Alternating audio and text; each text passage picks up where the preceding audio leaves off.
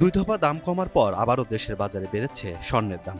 Bangladesh jewellers association বাজুসের নতুন ঘোষণা অনুযায়ী প্রতি ভরি স্বর্ণের দাম বেড়েছে ২,২১৬ টাকা। ফলে ২২ ক্যারেটের এক ভরি স্বর্ণের গহনার নতুন দাম নির্ধারণ করা হয়েছে ২,২৪,১৮২ টাকা।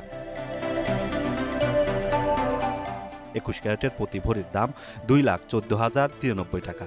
১৮ ক্যারেটের দাম ১,৮৩,৮৮৩ টাকা এবং সনাতন পদ্ধতির স্বর্ণের দাম নির্ধারণ করা হয়েছে ১,৫০,২৩২ টাকা। স্থানীয় বাজারে তেজাবি বা পাকা সোনার দাম বাড়ায় এই মূল্য সমন্বয় করা হয়েছে বলে জানিয়েছে বাজুস।